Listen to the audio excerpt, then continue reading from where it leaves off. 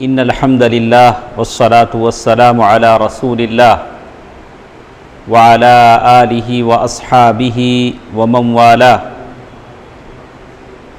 اللہ تعالیٰ کا فضل و کرم ہے کہ سیرت کی ان مجلسوں میں ہم شریک ہیں۔ اللہ سبحانہ و تعالی جو کچھ ہم سیکھتے ہیں سنتے ہیں اس پر عمل کرنے کی توفیق دے، اور یہ علم ہمارے لیے نفع بخش ہو، آپ کے لیے بھی میرے لیے بھی، ہم دونوں کو اس علم سے فائدہ ہو۔ گزشتہ درسوں میں آخری بات جو ہمارے ساتھ تھی کہ اللہ تبارک و تعالیٰ نے مسلمانوں کو جنگ کی اجازت دے دی۔ کیوں مسلمانوں کو جنگ کی اجازت دی؟ مکے کے کافروں کی طرف سے فتنہ فساد کی ابتدا ہوئی، مسلمانوں کو گھروں سے نکالا، ان کے مال لوٹے، اور اس سے بھی بڑھ کر کیا ہو کہ اللہ کے نبی صلی اللہ علیہ وسلم کے قتل کی سازش کی گئی۔ سبحان اللہ۔ اور اللہ کے نبی صلی اللہ علیہ وسلم مدینہ ہجرت کر کے آ گئے تو یہاں بھی چین سے رہنے نہیں دیا، اور مختلف طور سے یہ کوشش کی کہ مسلمانوں کو یہاں بھی تنگ کریں۔ ان حالات میں اللہ تبارک و تعالیٰ نے مسلمانوں کو جنگ کی اجازت دی، اور آپ اچھی طرح سمجھ لیں جنگ کی اجازت کن حالات میں دی گئی۔ خاص کر ایک ایسا وقت بھی آیا کہ سریۃ عبداللہ بن جحش کے بعد، جس کی وجہ سے مشرکین کی غیرت اور حمیت پر ایک سنگین مار پڑی تھی، اور جس نے انہی کباب سیخ بنا رکھا تھا۔ کتاب کی عبارت، کتاب میں کیا ہے؟ مشرکین کو سیخ کباب بنا دیا۔ کیا بنا دیا؟ یعنی مسلمانوں کو اللہ نے جو ترقی، جو عروج، جو فتح مندی دی تھی، اس پر مشرکین مکہ کس طرح ہو گئے؟ کباب جو سیخ پر بھونا جاتا ہے ویسے ہو گئے، یعنی نیچے سے آگ ان کو کیا کر رہی تھی؟ بھون رہی تھی۔ ایک دم وہ لوگ چاہ رہے تھے کسی نہ کسی طرح مسلمانوں کو شکست دے دیں، مسلمانوں کو رسوا کریں، لیکن اللہ سبحانہ و تعالیٰ کی مدد اور نصرت ان کے ساتھ تھی۔ انہی باتوں کو لے کر اسلام کی پہلی فیصلہ کن جنگ، پہلا فیصلہ کن معرکہ، جسے ہم کہتے ہیں غزوہ بدر، کیا نام اس کا نام دیا؟ غزوہ بدر۔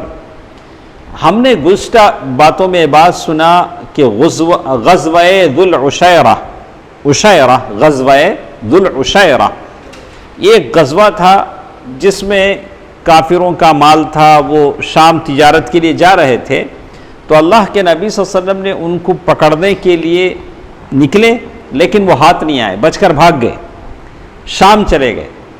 اللہ کے نبی صلی اللہ علیہ وسلم کو اطلاع ملی کہ وہ لوگ اب واپس آ رہے ہیں، تو اللہ کے نبی صلی اللہ علیہ وسلم نے اب واپسی میں ان کو پکڑنے کے لیے اللہ کے نبی صلی اللہ علیہ وسلم نے کیا کیا؟ کوشش کیا۔ وہ قافلے کا غزوہ کیا تھا؟ غزوہ ذو العشیرہ، غزوہ ذو العشیرہ، جو چلا گیا بچ کر، لیکن جب واپس آ رہا تھا تو اللہ کے نبی صلی اللہ علیہ وسلم نے دو صحابی، طلحہ بن عبید اللہ رضی اللہ عنہ اور سعید بن زید رضی اللہ تعالی عنہ کو پتہ لگانے کے لیے بھیجا کہ یہ قافلہ جو واپس لوٹ رہا ہے کب نکلا ہے، کب پہنچے گا، اس میں کتنا مال ہے۔ اللہ کے نبی صلی اللہ علیہ وسلم نے دو صحابہ کو بھیجا۔ ایک صحابی کون ہے؟ طلحہ بن عبید اللہ، اور دوسرے صحابی ہیں سعید بن زید۔ یہ دونوں صحابی مقام حورا تک تشریف لے گئے، اور وہاں جا کر ابزر کرتے رہے، دیکھتے رہے۔ تو ابو سفیان وہ قافلہ لے کر واپس آ رہے تھے، ابھی مسلمان نہیں ہوئے تھے، مکے کے بڑے سرداروں میں سے تھے. تو دور سے یہ دونوں صحابہ نے دیکھا کہ قافلہ واپس جا رہا ہے، تو بڑی تیزی کے ساتھ مدینہ آئے. اللہ کے نبی صلی اللہ علیہ وسلم کو بتلایا کہ اللہ کے نبی صلی اللہ علیہ وسلم وہ مکے والوں کا قافلہ شام سے نکل کر کہاں جا رہا ہے؟ شام سے نکل کر مکہ واپس جا رہا ہے. تو اطلاع دینے کے لیے اللہ کے نبی صلی اللہ علیہ وسلم نے بھیجا تھا. تو یہ دو صحابی طلحہ بن عبید اللہ اور سعید بن زید رضی اللہ عنہ آ کر اللہ کے نبی صلی اللہ علیہ وسلم کو بتا دیا. اس قافلے میں کیا تھا؟ یہ جو قافلہ شام سے مکہ واپس جا رہا تھا، اس قافلے میں کیا تھا؟ ذرا غور سے سنیے. 1000 اونٹ تھے. کتنے؟ ماشاءاللہ، گائے والوں کو قدر معلوم رہے گی اونٹ کی. 1000 اونٹ معمولی بات نہیں ہے. 1000 اونٹ بہت بڑی بات ہے. 1000 اونٹ تھے اور 1000 اونٹ پر کم از کم 50,000 دینار. کتنا؟ 50,000 دینار، 262 کلو سونا جو اس پر یہ تھا. مطلب جو دولت تھی تو لگ بھگ 262 کے مطلب 260 پر 3 کلو سونا. اتنا مال ان لوگوں کا اونٹوں پر لدا ہوا تھا. بہت بڑا مال تھا. 260 پر 3 کلو سونا بہت بڑی بات تھی. اور اس کی حفاظت کے لیے 40 آدمی تھے. 1000 اونٹ، اس پر لدا ہوا 360 پر 3 کلو سونا کا مال. مطلب سونا مطلب درہم دینار جو بھی لاگت تھی اس کا جو اس کی قیمت جو تھی، ویلیو جو تھی، اس کی قیمت کو لکھا. کہا کہ اس پر کتنے آدمی تھے نگران کے لیے؟ 40 آدمی. اور اللہ کے نبی صلی اللہ علیہ وسلم اور صحابہ کے لیے بڑا موقع تھا، جبکہ مسلمانوں کو مال کی ضرورت تھی. اور یہ قریش کا قافلہ تھا، دولت لے کر چلا آ رہا تھا. تو اللہ کے نبی صلی اللہ علیہ وسلم نے فرمایا کہ اس قافلے کے لیے نکل پڑو، ہو سکتا ہے اللہ تعالیٰ تمہیں مال غنیمت دے دے. اللہ کے نبی صلی اللہ علیہ وسلم نے مسلمانوں سے کہا کہ اللہ تعالیٰ ہو سکتا ہے تمہیں مال غنیمت دے دے. لیکن اللہ کے نبی صلی اللہ علیہ وسلم نے کسی کو زبردستی نہیں کی. بولا کہ جو نکل سکتا ہے نکلے. کسی پر واجبی قرار نہیں دیا، ضروری قرار نہیں دیا، کیونکہ اس اعلان کے وقت اللہ کے نبی صلی اللہ علیہ وسلم کو یہ توقع نہیں تھی کہ قافلے کے بجائے مکے کے لشکر سے مقابلہ کرنا پڑے گا.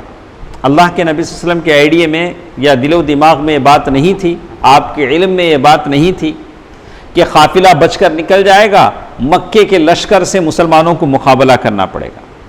اللہ کے نبی صلی اللہ علیہ وسلم کے دل و دماغ میں بات ہے کہ قافلے کو ہم یہ کریں گے، قافلے کو پکڑ لیں گے.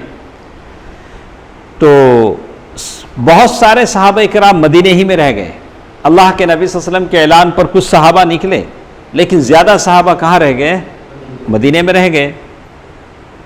اور مدینے میں جو صحابہ تھے انہوں نے سمجھا کہ اس سے پہلے بھی کئی بار اللہ کے نبی صلی اللہ علیہ وسلم گئے ہیں، تو کبھی قافلہ ہاتھ آیا، کبھی بچ کر نکل گیا، کبھی ایک دن پہلے چلا گیا، بعد میں اللہ کے نبی صلی اللہ علیہ وسلم پہنچے. تو یہ سفر بھی کیا ہوگا؟ ایسے ہی ہوگا. تو صحابہ اکرام نے ایسے ہی سمجھا تھا. اور اللہ کے نبی صلی اللہ علیہ وسلم جب نکلے ہیں تو آپ کے ساتھ 3 روایتیں آتی ہیں.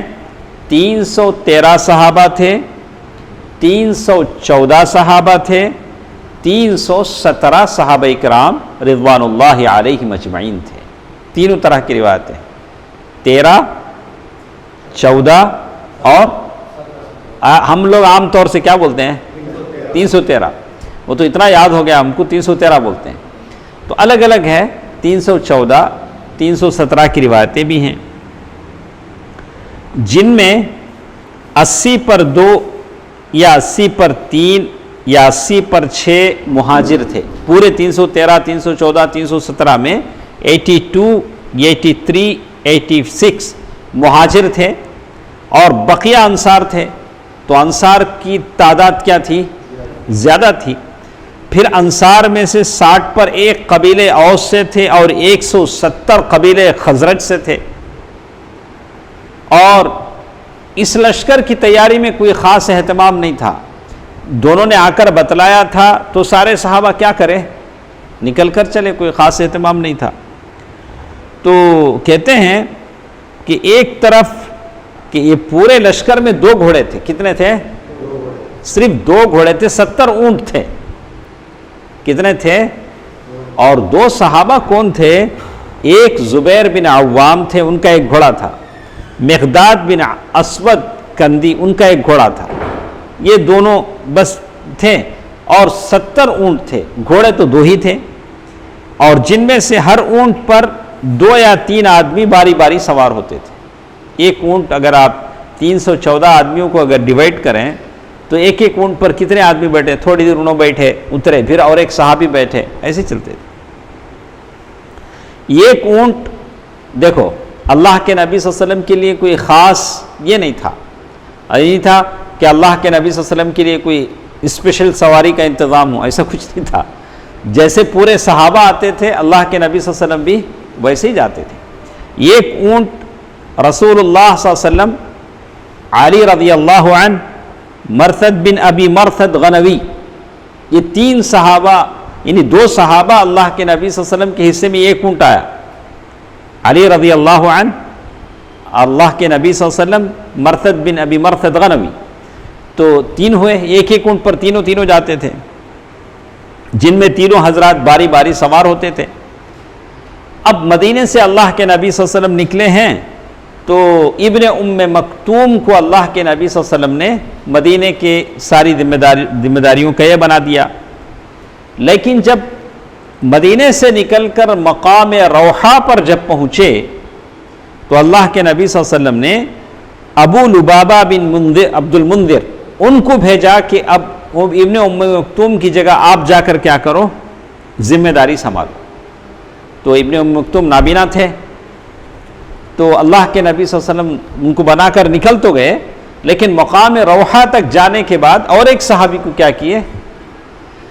اس سے کیا معلوم ہوتا ہے ثنا بھائی, کتنا اللہ کے نبی صلی اللہ علیہ وسلم کی اس قیادت کو دیکھیے. ایک طرف بدر کی جانے کا یہ ہے, لیکن پھر مدینے کی جو حالات ہیں اس سے اللہ کے نبی صلی اللہ علیہ وسلم کیا نہیں ہیں, بے خبر نہیں ہیں. وہاں ایک اہم ذمہ دار فرد کو بنانے کا خیال پیارے نبی صلی اللہ علیہ وسلم کو ہے, تو عبداللہ ابن مکتوم کو بنائے ہیں. پھر روحا کے مقام پر آ کر پھر کیا کیا, ابو لبابہ ان کو وہاں سے بھیجا. اور کہتے ہیں کہ لشکر کا جو تنظیم تھا, اسلامی لشکر جب جاتا ہے تو اس کے لشکر کے کئی حصے ہوتے ہیں. ایک حصہ لشکر کے سامنے کا حصہ ہوتا ہے, ایک سامنے کا, اور ایک حصہ ہوتا ہے ساقہ, پیچھے کا حصہ ہوتا ہے, اور ایک حصہ ہوتا ہے میمنہ, اور ایک حصہ ہوتا ہے میسرہ, right wing and left wing, 2. تو اسی لحاظ سے لوگوں کو رکھا جاتا ہے, یعنی کسی طرح کوئی بھی کمزور نہ ہو. ایک طرف سے اگر کمزور ہوگا تو سارا لشکر کیا ہو جائے گا. تو یہ سوچا جاتا ہے کہ سامنے کس کو رکھنا ہے, پیچھے کس کو رکھنا ہے, سیدھے کسے رکھنا ہے. وہ حساب سے لوگ کیا ہوتے ہیں, تقسیم کیے جاتے ہیں. دیکھیے اسی کو بتاتے ہیں. لشکر کی تنظیم اس طرح کی گئی کہ ایک جیش مہاجرین کا بنایا گیا. اللہ کے نبی صلی اللہ علیہ وسلم کی یہ فوج تھی, مہاجرین کی ایک فوج, انصار کی ایک فوج. مہاجرین کا جو جھنڈا تھا علی بن ابی طالب کو دیا گیا. علم کسے بولتے ہیں, جھنڈا. علی بن ابی طالب کو دیا گیا. اور انصار کا جھنڈا سعد بن معاذ کو دیا گیا. اور یہ الگ الگ جھنڈے تھے. اور جنرل کمان, سب کا ایک جنرل کمان کا پرچم تھا, وہ سفید تھا, وہ دیا گیا مصعب بن عمیر رضی اللہ عنہ. وہ کسے دیا گیا, مصعب بن عمیر. مصعب بن عمیر رضی اللہ عنہ کون ہیں جنید بھائی, کون ہیں مصعب بن عمیر رضی اللہ عنہ کون ہیں؟ مدینے کے سب سے پہلے داعی ہیں, سب سے پہلے مدرس ہیں. مدینے کے کیا ہیں, سب سے پہلے کیا ہیں؟ مدرس ہیں، مدینے کے سب سے پہلے مدرس ہیں جو مکے سے بھیجے گئے. پوری جنگ کا یہ کس کے پاس ہے؟ مصعب بن عمیر رضی اللہ تعالیٰ عنہ کے پاس. میمنہ کے افسر، میمنہ سیدھا جو رائٹ ونگ تھا، اس کے افسر زبیر بن عوام رضی اللہ تعالیٰ عنہ مقرر کیے گئے، اور میسرہ کے افسر مقداد بن اسود رضی اللہ عنہ مقرر کیے گئے. پورے لشکر میں صرف یہی دونوں بزرگ تھے، باقی سب نوجوان تھے، یہ دونوں بڑی عمر کے تھے. اور ساقہ جو پیچھے جو لشکر ہوتا ہے اس کی کمان قیس بن ابی صعصعہ کے حوالے کی گئی. یہ پورا الگ الگ اللہ کے نبی صلی اللہ علیہ وسلم نے الگ الگ صحابہ کو الگ الگ کمان دے دی، لیکن جو ہائی کمان سارے جنگ کی جو کمان تھی وہ کس کے ہاتھ میں تھی؟ کس کے ہاتھ میں رہیں گی؟ اللہ کے نبی صلی اللہ علیہ وسلم کے ہاتھ میں. سپہ سالار اعلیٰ جنرل کے حیثیت سے جنرل کمان رسول اللہ صلی اللہ علیہ وسلم نے خود سنبھالی. پورے جنگ کی جو یہ تھی کس کے ہاتھ میں تھی؟ اللہ کے نبی صلی اللہ علیہ وسلم کے ہاتھ میں تھی. اب رسول اللہ صلی اللہ علیہ وسلم اس لشکر کو لے کر بدر کی طرف چلے ہیں. کتنے گھوڑے ہیں؟ 2 گھوڑے ہیں، 70 اونٹ ہیں. لگتا ہے کہ فوج نامکمل ہے، لشکر ابھی کیا نہیں ہے؟ نامکمل ہے. اور اللہ کے نبی صلی اللہ علیہ وسلم عام راستے سے ہٹ کر بیر روحہ تک تشریف لے گئے. ایک خاص راستہ تھا جو اللہ کے نبی صلی اللہ علیہ وسلم کے دماغ میں تھا، اسی راستے کو لے کر اللہ کے نبی صلی اللہ علیہ وسلم وہاں گئے. اور ایک مقام پر پہنچے تو قبیلہ جوہینہ، وہاں کے قبیلے سے اللہ کے نبی صلی اللہ علیہ وسلم نے معاہدہ کر لیا تھا. وہاں کے 2 آدمیوں یعنی بسیس بن عمر اور عدی بن ابی الزغبہ کو قافلے کے حالات کا پتہ لگانے کے لیے بدر روانہ فرمایا. وہیں کے 2 آدمیوں کو کہا کہ جاؤ مکے کا جو لشکر ہے اس کا پتہ لگاؤ. اور کہتے ہیں ایک تو اللہ کے نبی صلی اللہ علیہ وسلم کی یہ فوج ہے جو بدر کی طرف جا رہی ہے، اور دوسری طرف اللہ کے نبی صلی اللہ علیہ وسلم جو نکلے ہیں، کیوں نکلے ہیں رفیق بھائی؟ کیوں نکلے ہیں؟ اللہ کے نبی صلی اللہ علیہ وسلم کے مدینے سے نکلنے کا مقصد کیا ہے؟ قافلے کو کیا کرنا ہے؟ اچھا، قافلے میں کون ہیں؟ ابو سفیان، بڑے ماہر، بڑے عمر رسیدہ، دور، بہت تجربے کار. وہ بھی بڑے محتاط تھے، وہ الرٹ تھے اپنی جگہ. یعنی وہ سمجھتے تھے کہ کبھی بھی میرے قافلے پر کیا ہو سکتا ہے؟ حملہ ہو سکتا ہے. اسی لیے وہ پھونک پھونک کے چل رہے تھے. اسی لیے کہتے ہیں دودھ کا جلا چھاچھ پھونک پھونک کر پیتا ہے. سمجھ میں آیا؟ دودھ کا جلا چھاچھ پھونک پھونک کر پیتا ہے. ایک بار دودھ پیے تو منہ جلا کہتے ہیں، اس کے بعد چھاچھ دیے تو بھی کیا کرتے ہیں؟ کہتے ہیں پھونک پھونک کو پیتے ہیں. ایک بار اس سے پہلے لوگوں کو حملہ ہو گیا. اب ابو سفیان جب آ رہے ہیں تو کیا کر رہے ہیں؟ معلوم کر رہے ہیں کوئی ہم کو آبزرو کر رہا کیا؟ مسلمان ہم پر حملہ کرنے کی نیت کرتے ہیں کیا؟ وہی حالت ہے. ابو سفیان جو اس کا نگہبان تھا بہت حد درجے محتاط تھا. اسے معلوم تھا کہ مکے کا راستہ خطروں سے بھرا ہوا ہے، مکے تک جانا مشکل ہے. شام سے نکل کر مکے تک بیچ میں کیا پڑتا ہے؟ مدینہ پڑتا ہے. اس لیے وہ حالات کا مسلسل پتہ لگا رہے تھے، اور راستے میں جو بھی قافلے ملتے ان سے دریافت کرتے. ایک موقع پر پہنچ کر ان کو معلوم ہو گیا کہ محمد صلی اللہ علیہ وسلم نے صحابہ کرام کو قافلے پر حملے کی دعوت دے دی ہے. ان کو معلوم ہو گیا کہ صحابہ کرام ہمارے قافلے پر حملے کے لیے نکلے ہیں. تو انہوں نے کیا کیا؟ ایک آدمی قبیلہ غفار کا ایک آدمی ہے. ابو ذر غفاری کون سے قبیلے کے ہیں؟ غفار کے. تو قبیلہ غفار کا ایک آدمی تھا ضمضم بن عمرو. اس کا نام کیا تھا؟ ضمضم بن عمرو. اس آدمی کو پکڑ کو پیسے دیے. پیسے دیے تو کام ہوتا. اجرت پہ کیا کریں؟ اس آدمی کی ڈیوٹی کیا ہے؟ معلوم ہو گیا ابو سفیان کو اب ہمارے قافلے کی کیا نہیں ہے؟ خیر نہیں ہے. ضمضم بن عمرو اس کو پکڑ کے کیا بولے, یہ اجرت لے لو, سیدھا مکہ جاؤ، مکہ جا کے میرا یہ پیغام پہنچا دو کہ اے قریش کے لوگوں، تمہارا قافلہ خطرے میں ہے، اس لیے کہ سارے مکے والوں نے اس قافلے میں انویسٹ کیا ہے۔ یہ جو 360 پر 200 کتنے کلو ہے، 260 پر 3 کلو سونے کا جو مالیت کا جو مال ہے وہ کس کا ہے؟ وہ پورے مکے والوں کا ہے، مکے والوں نے اس میں پیسہ لگایا۔ تو ضمضم بن عمرو، اس کو ابو سفیان نے کہا کہ مکہ جاؤ، مکہ جا کے سارے مکے میں اعلان کر دو کہ تمہارا قافلہ کیا ہے؟ خطرے میں ہے، اپنا قافلہ کیا کرو؟ بچا لو، بچا لو، کچھ بھی کرو بچا لو۔ تو ضمضم بن عمرو بڑی تیزی سے مکہ تک آیا، بچ بچا کر مکہ آیا۔ مکہ آتے ہی کیا کیا، وہ زمانے میں آج کیا تو بھی ایمرجنسی کرنا کا تو کیا کرتے ہیں، یہ تو لائٹ آن کر لے کو جاتے رہتے، سامنے والا سمجھ جانا اسے کیا کہ پریشانی ہے، انہیں کیا کہ اس میں ہے۔ وہ زمانے میں کیا ہوتا تھا، کیا بھی ایمرجنسی بتانا ہے، کیا کرتا، اونٹ کی ناک کیا کرتا، ذرا چیر ڈالتا، اونٹ کی ناک کیا کرتا، پہلے خون جاتے رہنا، ادنا دیکھا ارے کیا کی سمتھنگ کیا کیے، کوئی پریشانی ہے۔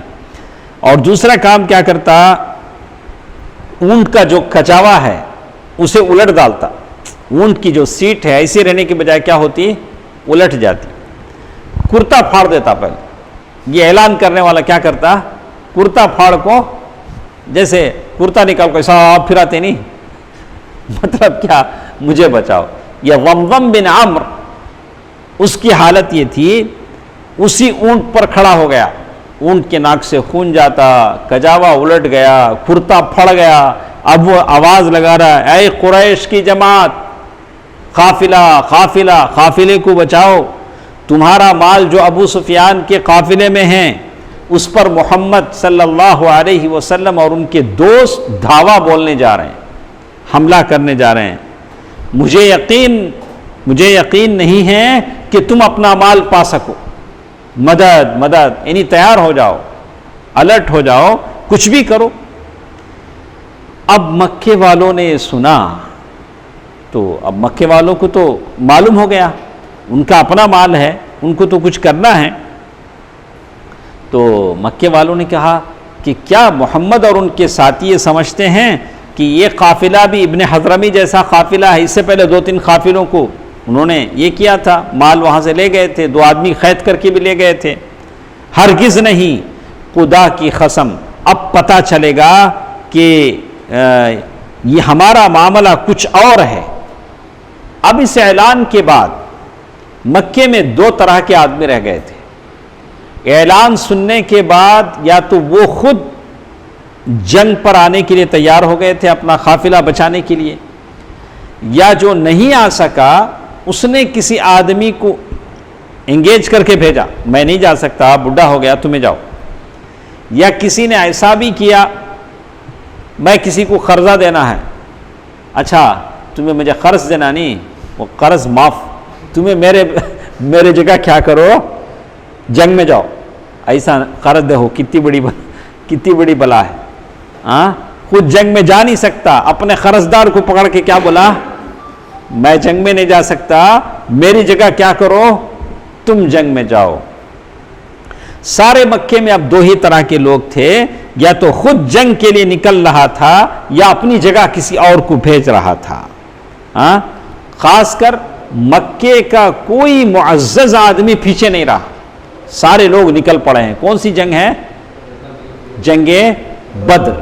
ابو لہب تو ابو لہب تھا، ابو لہب نے کیا کیا، ابو لہب اس کا ایک قرض دار تھا، وہ قرض دار کو راضی کر کے ابو لہب کیا کر دیا، اپنی جگہ اسے جنگ میں بھیج دیا۔ البتہ قریشی قبائل جتنے تھے سارے جنگ میں نکلے سوائے بنو عدی کے، یہ قبیلہ قریش کا ساتھ نہیں دیا، اس آدمی کا کوئی قبیلہ جنگ میں شریک نہیں ہوا۔ اب تک جو حالات ہم پڑھے تھے مدینے کے لشکر کی تفصیل ہم نے پڑھا تھا کہ مدینے کے لشکر میں 200 گھوڑے تھے، 70 اونٹ تھے، 313 314 317 صحابہ تھے جو اس جنگ میں شریک تھے۔ اس میں اکثر انصار کے تھے، بہت کم مہاجرین کے تھے، اوس کے کم تھے، خزرج کے زیادہ تھے۔ پھر اللہ کے نبی صلی اللہ علیہ وسلم نے اپنی پوری فوج کی جو ترتیب تھی اللہ کے نبی صلی اللہ علیہ وسلم نے دیا، مختلف جھنڈے بنائے، اور اللہ کے نبی صلی اللہ علیہ وسلم نے اعلیٰ جو کمان ہوتی ہے جنگ کی کس کے پاس رکھی؟ اپنے پاس رکھی صلی اللہ علیہ وسلم۔ چلیے دیکھتے ہیں مکے کی لشکر کی تعداد کیسی ہے۔ اس کے مقابلے میں مکے کا جو لشکر بدر کے لیے نکلا ہے اس کی تعداد کیسی ہے؟ تو ابتدا میں یہ جو مکے کا جو لشکر نکلا تھا اس کی تعداد 1300 تھی، 1300 1300 اس کی تعداد تھی، جس کے پاس 100 گھوڑے تھے۔ کتنے ہیں؟ مسلمانوں کے پاس کتنے ہیں؟ 2 گھوڑے، ان کے پاس 100 گھوڑے ہیں، 600 زرہیں تھیں۔ زرہ بولے تو وہ آئرن کا لباس پہنتے ہیں نا، ہاں، تو وہ کتنے تھے؟ 600۔ ہمارے کالج میں ہے نہیں، میرے کالج کا وہ میوزیم میں ہے نہیں، دیکھیں میوزیم میں دیکھیں نہیں، ایگمور کے میوزیم میں دیکھیں نہیں، یا اللہ۔ تو 600 زرہیں تھیں ان کے پاس۔ اچھا، اونٹ تو بہت زیادہ تھے، مسلمانوں کے پاس 70 اونٹ تھے لیکن ان کے پاس بہت زیادہ تھے۔ اور اب ادھر کفر و جہل کا اعلیٰ کمان کس کے پاس رہ رہا؟ ابو جہل۔ ظاہر ہے بات تو سمجھ میں آتی ہے، ابو جہل اس پوری فوج کا کیا تھا؟ کمانڈر تھا، پوری فوج کا کمانڈر تھا۔ اور قریش کے 9 معزز آدمی اس کے ذمہ دار تھے، اور ہر دن 9 اور 10 اونٹ ذبح کیے جاتے تھے، خالی کھانے کے واسطے 9 اونٹ ذبح کر کے کھاتے تھے، یا 10 اونٹ ذبح کرتے تھے۔ کتنے؟ 1300 آدمی کو کتنے اونٹ ذبح ہوتے تھے؟ 9-10 اونٹ ذبح ہوتے تھے، بس ہو جاتا ہے سنا بھائی؟ ہاں کہا۔ اچھا، اب جب مکی لشکر روانہ ہونے کا وقت قریب آیا تو ان کو یاد آیا کہ قبیلہ بنو بکر یہ ہمارا دشمن ہے، مکے والوں کا ان کا نئی انبن تھا۔ تو اب انہوں نے سوچا کہ کہیں ایسا نہ ہو کہ ہم نکل پڑیں بدر کے لیے اور پیچھے سے بکر قبیلہ ہمارے اوپر حملہ نہ کر دے، چونکہ ہمارا ان سے بنتا نہیں۔ تو اتنی بات آ گئی تھی کہ ہم یہ نکلنے کا ارادہ ہی چھوڑ دیں مکے کے لوگ، اس ڈر سے کہ کہیں قبیلے پیچھے سے بکر کا قبیلہ کیا نہ کر دے، حملہ نہ کر دے۔ اتنے میں کیا ہوا، وہ شیخ آئے، اس سے پہلے بھی ایک شیخ آئے تھے وہ شیخ آ جاتے این ٹائم کیا ہوتا، وہ شیخ نجدی جو آیا تھا قتل کے معاملے میں، وہی یہاں بھی ہوا۔ اسی وقت ابلیس لعین بنو کنانہ کے سردار سراقہ بن مالک بن جعشم، سراقہ بن مالک کا بھیس بدل کو آئے شیخ، وہ آ کے کیا بولتے ہیں، میں تمہارا رفیق ہوں، میری گارنٹی۔ کیا بولا وہ؟ دیکھیے شیطان ایسا بھی آ سکتا ہے، شیطان ایسا بھی آ سکتا ہے۔ اس نے آ کر کیا کہا کہ میں تمہارا رفیق ہوں، میں تمہارا ساتھی ہوں، میں تمہاری گارنٹی ہے، تمہیں کوئی دھوکہ نہیں، میں اس بات کی ضمانت دیتا ہوں کہ بنو کنانہ تمہارے پیچھے کچھ نہیں کریں گے۔ تو اس طرح سے ان کو ہمت آ گئی، مکے والوں کو ہمت آ گئی، تھوڑا ان کو ڈر تھا کہ پیچھے سے یہ لوگ حملہ نہ کر دیں، لیکن شیطان نے آ کر جب یہ بات کہی، ابلیس نے آ کر بتایا، تو ان کو بڑی ہمت آ گئی۔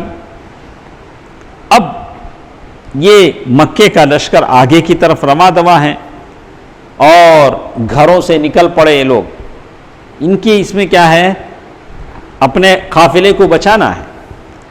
اور کیسے نکلے، اللہ تعالیٰ نے قرآن میں ذکر کیا ہے، اتراتے ہوئے، اپنی شان دکھاتے ہوئے، اللہ کے راستے سے روکتے ہوئے مدینے کی جانب روانہ ہوئے، جیسے کہ رسول اللہ صلی اللہ علیہ وسلم کا ارشاد ہے، اپنی دھار اور ہتھیار لے کر۔ کیسے نکلے مکے کے لوگ؟ اپنی دھار اور ہتھیار لے کر، اللہ سے خار کھاتے ہوئے اور اس کے رسول سے دشمنی کرتے ہوئے انتقام کے جوش میں اور جذبہ حمیت و غضب سے مخمور یہ لوگ نکلے ہیں اور بول رہے ہیں کہ ارے ہمارے قافلوں پر آنکھ اٹھانے کی جرأت اللہ کے نبی صلی اللہ علیہ وسلم نے کیسے کی؟ ہمارے قافلے پر حملہ کرنے کی ہمت اللہ کے نبی صلی اللہ علیہ وسلم نے کیسے کی؟ اب یہ لوگ مکے کے لوگ نکلے ہیں، وادی عصفان اور وادی قدید، یہ سارے نام تو آج بھی ہیں، قدید، یہ سارے نکل کر جحفہ تک پہنچے، مقام جحفہ آج بھی ہے۔ تو کہا کہ وہاں جب پہنچے تو ابو سفیان کا ایک میسیج ان کو ملا۔ ابو سفیان کیا پیغام لکھتے ہیں؟ لکھتے ہیں آپ لوگ اپنے قافلے اور اپنے آدمیوں اور کہا کہ آپ لوگ مکے سے نکلے ہیں۔ ابو سفیان ان کو پیغام دے رہے ہیں، کیوں نکلے ہیں؟ اپنا قافلہ بچانے کے لیے، جس میں آپ کا مال بھی ہے، آپ کے 40 آدمی بھی ہیں، ان کو بچانے کے لیے نکلے ہیں، لیکن اللہ نے ہم کو بچا لیا ہے۔ ابو سفیان نے کیا کہا؟ اللہ نے ہم کو بچا۔ مشکل میں وہ لوگ صرف اللہ کو یاد کرتے تھے، باقی اوقات میں شرک کرتے تھے۔ ایسے موقع پر ابو سفیان نے اللہ کا حوالہ دیا کہ اللہ نے ہم کو بچا لیا ہے۔ ایک دوسرے راستے سے وہ بچ کے نکلا تھا۔ کیسے بچ کے نکلا وہ ہم آپ کو بتائیں گے۔ اب بچ کے نکلنے کے بعد ابو سفیان نے پیغام بھیجا مکے کے لشکر کو کہ تم لوگ واپس چلے جاؤ۔ وہ لوگ واپس جانے والے تھے؟ نہیں تھے، ان کی موت یہاں لکھی تھی، کیسے واپس جائیں گے؟ اچھا، اب قافلہ کیسے بچا؟ یہ دیکھیں، وہ شام سے قافلے جس راستے پر جاتے ہیں چل رہا تھا، آ رہا تھا، لیکن مسلسل چوکنا تھا، بیدار تھا، قدم پھونک پھونک کر رکھ رہا۔ ابو سفیان اور ان کی قافلے کیا کر رہے تھے؟ دیکھ کر نکل رہے تھے۔ تو وہ جب مدینے کے بدر کے قریب پہنچا ابو سفیان، تو قافلے کو پیچھے چھوڑ کر خود آگے گئے۔ آگے جا کر ایک آدمی وہاں تھا، مجدی بن عمرو، اس سے انہوں نے ملاقات کیا، پوچھا کہ مدینے کے تعلق سے پوچھا کہ مدینے کے کچھ لوگ تو دکھائی نہیں دیے آپ کو؟ مجدی نے کہا مجھے ایسا کوئی آدمی تو نظر نہیں آیا جو ڈاؤٹ فل ہو۔ ابو سفیان جو بھی ملتا ہے اسے پوچھتے ہیں یہاں کوئی آدمی دکھا جو ڈاؤٹ فل ہو؟ تو مجدی بن عمرو نے کہا میں نے کسی آدمی کو دیکھا نہیں، لیکن 2 گھوڑے پر بیٹھ کے لوگ آئے، میں نے 2 گھوڑ سواروں کو دیکھا۔ یہ گھوڑ سوار کیا کیے، وہاں جو پہاڑ کا ٹیلا ہے وہاں انہوں نے اپنے جانور بٹھائے اور مشکے سے تھوڑا پانی پی کے واپس چلے گئے۔ اتنی بات کس نے کہا؟ مجدی بن عمرو نے۔ کیا تھا نا بھائی؟ کہا کہ 2 آدمی آئے، وہ پہاڑ کے ٹیلے کے پاس کچھ دیر بیٹھے، جانوروں کو باندھا، اپنا مشکے سے پانی پیا اور واپس چلے گئے۔ اتنا سننا تھا کہ ابو سفیان کچھ لگا کہ کچھ غلط ہے، تو ابو سفیان جہاں وہ لوگ بیٹھے تھے وہاں گئے، جا کر وہ گھوڑوں کی جو مینگنی ہوتی نہیں، وہ مینگنی ایک اٹھایا، زمین میں سے اٹھا کے مینگنی کو توڑے تو اس میں کھجور کا بیج کا پاؤڈر نظر آیا، کھجور کا بیج نظر آیا۔ ابو سفیان نے وہ دیکھ کر کہا کہ یہ مدینے کا چارہ ہے۔ یہ چارہ کہاں کا ہے؟ اگر چارہ مدینے کا ہے تو اونٹ کہاں کے ہیں؟ اونٹ مدینے کے ہیں تو لوگ کہاں کے ہیں؟ مدینے کے۔ کیا وہ زمانے میں کتنی ذہانت ان لوگوں کی تھی، کیسے اس نے اسے فائنڈ آؤٹ کیا۔ ابو سفیان لپک کر وہاں پہنچا، ان کی اونٹ کی مینگنیاں اٹھا کر توڑی تو اس میں کھجور کی گٹلی نکلی۔ ابو سفیان نے کہا اللہ کی قسم یہ یثرب کا چارہ ہے، یثرب مدینے کا نام ہے۔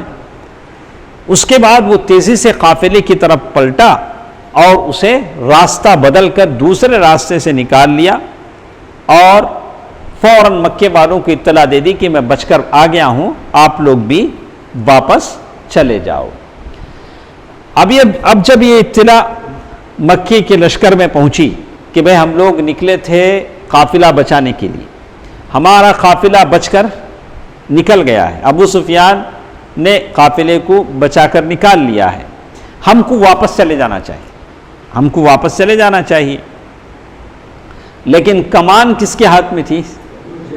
ابو جہل کے ہاتھ میں، اس کو مرنا تھا، وہ واپس جائے گا تو ابو جہل طاغوت اکبر، کیا اس کا نام؟ طاغوت اکبر، ابو جہل کھڑا ہو گیا اور نہایت کبر و غرور سے بولا خدا کی قسم ہم واپس نہیں ہوں گے، ہم واپس نہیں جائیں گے، بدر جا کر وہاں 3 دن اسٹے کریں گے، 3 دن بدر جا کر قیام کریں گے اور اس دوران اونٹ ذبح کریں گے، لوگوں کو کھانا کھلائیں گے، لوگوں کو شراب پلائیں گے، لونڈیاں گانے گائیں گی، رقص کریں گی، ناچیں گی، اور سارا عرب ہمارے سفر اور ہمارے اس ساری چیزوں کا تعریف کرے گا، سارا عرب کیا کرے گا ہمارے بارے میں، تو اس طرح کیا ہوگا سارے علاقے پر ہماری دھاک بڑھ جائے گی۔ یہ کس کی نیت تھی؟ ابو جہل کی نیت تھی، لیکن ابو جہل کی یہ بات تھی تو اخنس بن شرائق اس نے کہا کہ نہیں ہم لوگ واپس چلتے ہیں، مگر لوگوں نے بات نہیں مانی اور بنو زہرہ اپنے قبیلے کو لے کر اخنس بن شرائق واپس چلے گئے۔ تو بنو زہرہ 300 آدمی تھے، 1000 میں سے کتنے تھے؟ 300 آدمی، 1300 تو پہلے تھے، 300 آدمی تھے، تو ان کا کوئی آدمی جنگ بدر میں حاضر نہیں ہوا۔ اب بنو ہاشم اللہ کے نبی صلی اللہ علیہ وسلم کے خاندان والے وہ بھی کہنے لگے کہ ہم بھی واپس چلے جاتے ہیں، تو ابو جہل نے کہا، بڑی سختی سے کہا کہ جب تک ہم واپس نہیں ہوں گے آپ لوگ واپس نہیں ہوگا، تو کوئی واپس نہیں جا سکا۔ تو 1000، اب کتنی رہ گئی تھی مکے کے لشکر کی تعداد؟ 1000 رہ گئی۔ اب یہ سارے کے سارے بدر کے مقام پر پہنچ کر بدر کی حدود پر وہاں جا کر سارے لوگ وہاں پڑاؤ کیا، لیکن اسلامی جو لشکر تھا اب اللہ کے نبی صلی اللہ علیہ وسلم کو یہ بات معلوم ہو گئی تھی، بڑی اس کے ساتھ اللہ کے نبی صلی اللہ علیہ وسلم نے جان لیا تھا کہ اب یہ خون ریز ٹکراؤ ہونے والا ہے۔ اللہ کے نبی صلی اللہ علیہ وسلم کو بات سمجھ میں آ گئی اور حالات کا پتہ لگ گیا کہ اب کیا ہونے والا ہے، ایک جنگ ہونے والی ہے، اور ایک ایسا قدم اٹھانا ناگزیر ہے جس میں بہادری، شجاعت اور جسارت دکھائی جائے۔ کیوں اللہ کے نبی صلی اللہ علیہ وسلم لڑنا چاہتے تھے؟ دیکھیں کیوں جنگ ضروری تھی۔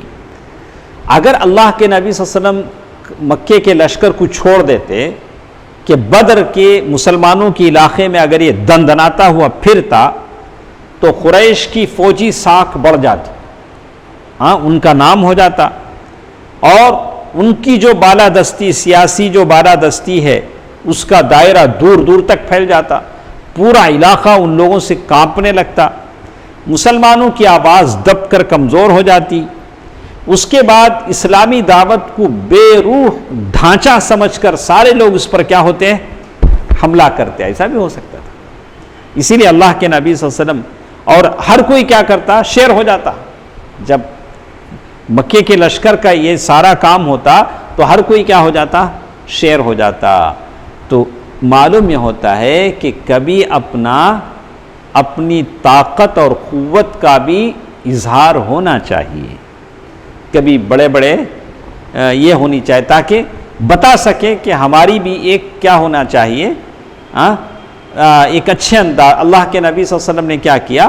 اسی سے کہا کہ اگر اس لشکر کو چھوڑتے ہیں تو اس کے یہ نقصانات ہوں گے، اسلامی دعوت کو لوگ کمزور سمجھ کر کیا کریں گے؟ اس کو شکست ہرانے کے لیے آ جائیں گے۔ اور ایک بات بھی تھی، پھر کیا ضمانت تھی، گارنٹی تھی کہ مکے کا یہ لشکر 3 دن، کتنے دن بلاؤ؟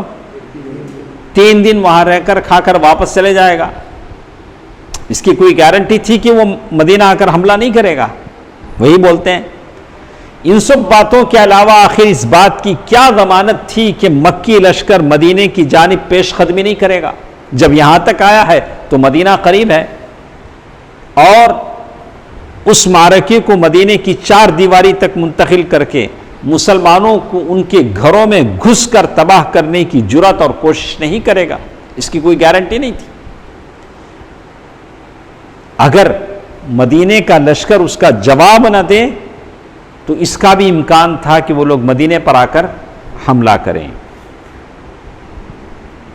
ایسے وقت میں اللہ کے نبی صلی اللہ علیہ وسلم نے شورا کی میٹنگ کی۔ شورا اسی لیے بنا جاتا ہے، عام نازک حالات میں تب کیا کرتے ہیں، شورا ممبر کیا کرتے ہیں، سارے بیٹھ کر مشورہ کرتے ہیں کہ اب کیا کرنا چاہیے۔ تو اللہ کے نبی صلی اللہ علیہ وسلم نے جتنے بھی کمانڈر تھے، فوجی تھے، سب سے مشورہ کیا، اور بہرحال ایسے موقع پر یہ گروہ ایسا بھی تھا، اس جنگ کی بات سن کر وہ لوگ کانپ گئے، ان کی دل کیا ہو گئے، خوف سے لرز گئے، دھڑکنے لگے۔ اللہ تعالیٰ نے قرآن میں ان لوگوں کے تعلق سے کہا کما اخرجک ربک من بیتک بالحق وان فریقا من المؤمنین لکارہون یجادلونک فی الحق بعدما تبین کأنما یساقون الی الموت یجادلونک فی الحق بعدما تبین کأنما یساقون الی الموت وهم ینظرون۔ کہا کہ ایسا لگتا ہے جیسے ان کو موت کی طرف کھینچ کر لے جایا جا رہا ہو، یعنی جانور کو ذبح کرنے کے لیے جب کھینچ کر لے جایا جاتا ہے اس کی کیفیت ویسے ہوتی ہے۔ اللہ کے نبی صلی اللہ علیہ وسلم کے ساتھ بعض منافق جو ہیں ان کی کیفیت ایسی ہے، لیکن اللہ کے نبی صلی اللہ علیہ وسلم کے ساتھ جو بڑے صحابہ تھے، ابو بکر اور عمر رضی اللہ عنہ، انہوں نے اچھی ہمت کی بات کہی، اور اسی طرح اللہ کے نبی صلی اللہ علیہ وسلم کے ساتھ مقداد ابن عمرو رضی اللہ تعالیٰ عنہ تھے، انہوں نے کیا کہا دیکھیے، اے اللہ کے رسول صلی اللہ علیہ وسلم، اللہ نے آپ کو جو راہ دکھلائی ہے اس پر رواں دوا رہیے، آپ کیجیے، ہم آپ کے ساتھ ہیں، اللہ کی قسم ہم آپ سے وہ بات نہیں کہیں گے جو بات بنو اسرائیل نے موسیٰ علیہ السلام سے کہا تھا۔ بنو اسرائیل نے کیا کہا تھا، اذهب انت وربک فقاتلا انا ہاہنا قاعدون۔ بنو اسرائیل نے کیا کہا تھا، موسیٰ آپ جاؤ، آپ کا رب جاؤ، جا کے دونوں فائٹ کرو ان سے، ہم کیا کریں گے، یہاں بیٹھے رہیں، ہم نہیں آئیں۔ اذهب انت وربک فقاتلا انا ہاہنا قاعدون۔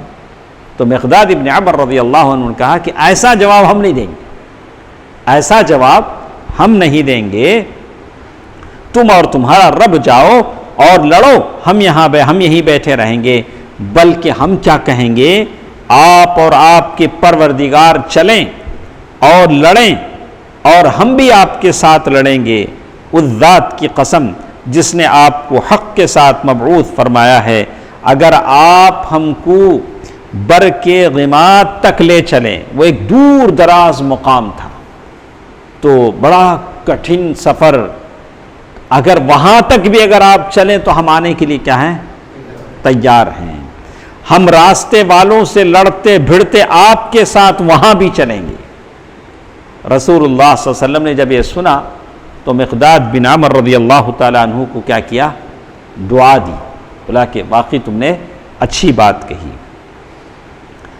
یہ تینوں جو کمانڈر تھے، کون کون، ابو بکر، عمر رضی اللہ عنہما، اور اسی طرح مقداد بن عمر رضی اللہ عنہ، یہ مہاجرین میں سے تھے۔ کیا تھا بھائی، اس کو جب تک ہم نہیں سمجھیں گے بدر کا جو سارا معاملہ ہے وہ آپ کی سمجھ میں نہیں آئے گا۔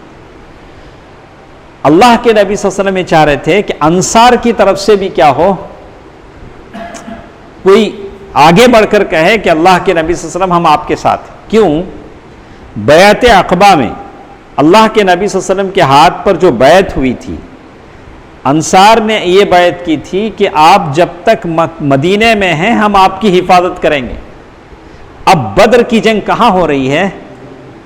مدینے کے باہر ہو رہی ہے. تو انصار کے لوگوں پر اللہ کے نبی صلی اللہ علیہ وسلم کی حمایت اور حفاظت ضروری نہیں ہے. تو اللہ کے نبی صلی اللہ علیہ وسلم چاہ رہے تھے کہ مہاجرین نے تو کہہ دیا ہے، لیکن کون کہے؟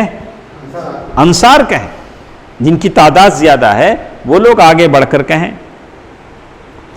یہ تینوں کمانڈر مہاجرین میں سے تھے جن کی تعداد لشکر میں کم تھی. رسول اللہ صلی اللہ علیہ وسلم کی خواہش تھی کہ انصار کی رائے معلوم کریں، کیونکہ وہی لشکر میں زیادہ تعداد میں تھے اور معرکے کا، جنگ کا اصل بوجھ انہی کے کاندھوں پر تھا. اور جیسے میں نے آپ کو بتایا کہ انصار اللہ کے نبی صلی اللہ علیہ وسلم کی حمایت اور حفاظت کی ذمہ داری ان پر اس وقت تھی جب آپ کہاں ہوں؟ مدینے میں ہوں. تو اللہ کے نبی صلی اللہ علیہ وسلم نے کہا کہ لوگوں مجھے مشورہ دو. کیا کہا؟ مجھے مشورہ دو. مقصود انصار تھے. یہ بات سن کر انصار کے جو کمانڈر تھے سعد بن معاذ رضی اللہ عنہ، انہوں نے کیا جواب دیا انشاءاللہ کل کے درس میں ہم سنیں گے.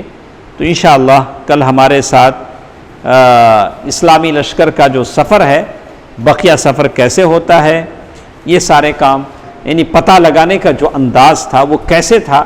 ایک بوڑھے سے جو بات چیت اللہ کے نبی صلی اللہ علیہ وسلم نے کیا ابو بکر رضی اللہ تعالیٰ عنہ کے ساتھ، پیر کے دن انشاءاللہ. بارک اللہ فیک، بارک اللہ فیک. پیر کے دن انشاءاللہ ہم سنیں گے. سبحانک اللہم ربنا بحمدک، اشہد ان لا الہ الا انت استغفرک و اتوب الیک. والسلام علیکم ورحمۃ اللہ وبرکاتہ.